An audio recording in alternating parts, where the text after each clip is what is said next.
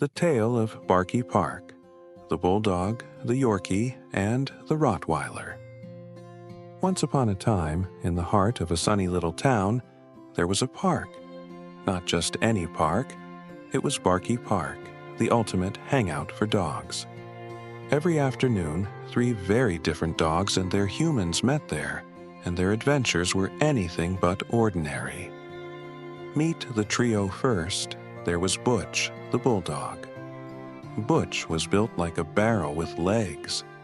He had a face that looked like he had just lost an argument with a lemon. Butch's motto was simple: work smart, not hard. He'd play for exactly 2 minutes and 37 seconds every day, before dramatically flopping onto the grass with a loud harumph. Then came Trixie, the Yorkie.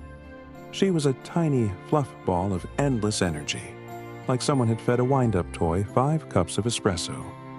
Trixie could chase a tennis ball, a butterfly, her shadow, and somehow her own tail, all at the same time. She never stopped talking either, her tiny yips narrating her every thought. Ball, butterfly, oh, look, a leaf. Finally, there was Tank, the Rottweiler. Despite his intimidating name and hulking size, Tank was a gentle giant with a heart of gold.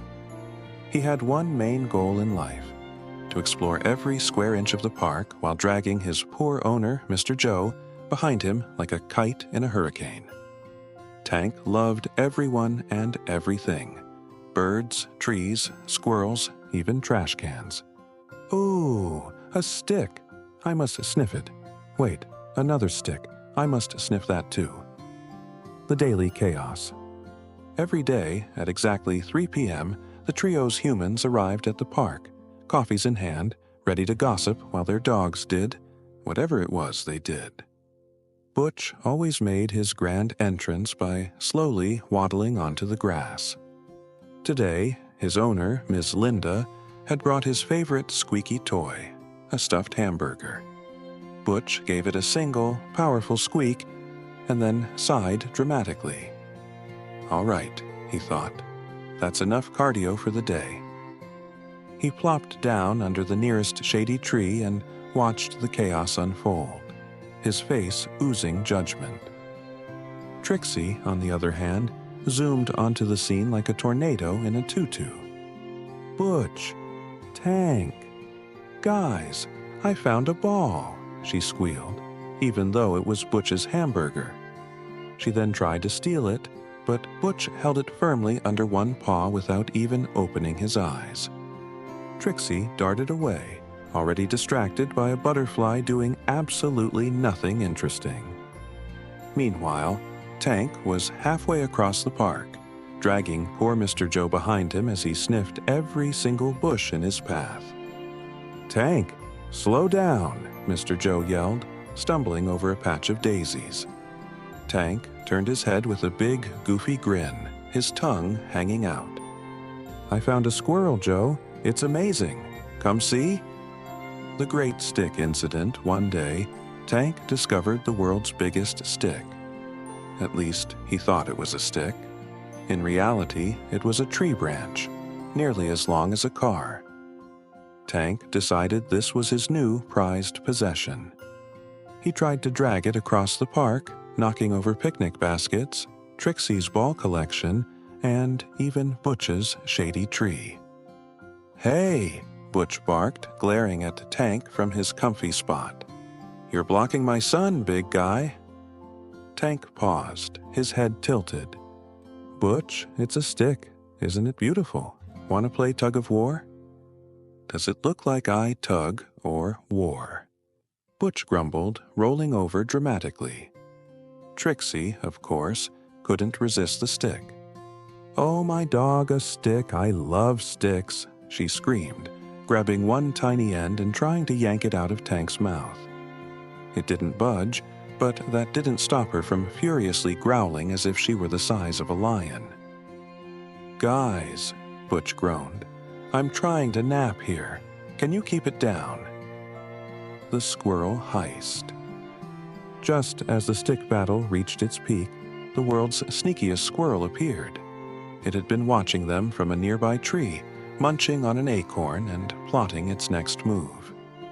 With ninja-like precision, the squirrel swooped down and grabbed Butch's squeaky hamburger. "My burger!" Butch roared, suddenly springing to life. He waddled after the squirrel as fast as his stubby legs could carry him. "Come back here, you thief!" Trixie, seeing the commotion, barked. "A chase? I love chases." She zipped after Butch, yipping loudly, though she had no idea what they were chasing. Tank, still holding his massive stick, looked at Mr. Joe for permission. "Can I go too? Please, I want to help." Before Joe could answer, Tank was already galloping after them, dragging the giant branch behind him like a parade float. The humans burst out laughing, spilling their coffees. "That squirrel has no idea what it just started," Ms. Linda said. The aftermath. After 5 minutes of utter mayhem, which included Butch tripping over a bush, Trixie barking herself into exhaustion, and Tank accidentally knocking over a trash can, the squirrel finally dropped the squeaky hamburger and disappeared up a tree. Butch picked up his toy, plopped onto the ground, and glared at everyone. "This is why I don't run," he muttered. Trixie flopped down next to him, panting. "Best day ever." Tank arrived last, still carrying his massive stick. "That was so much fun, guys. Same time tomorrow." Butch groaned. "Only if I get my nap first."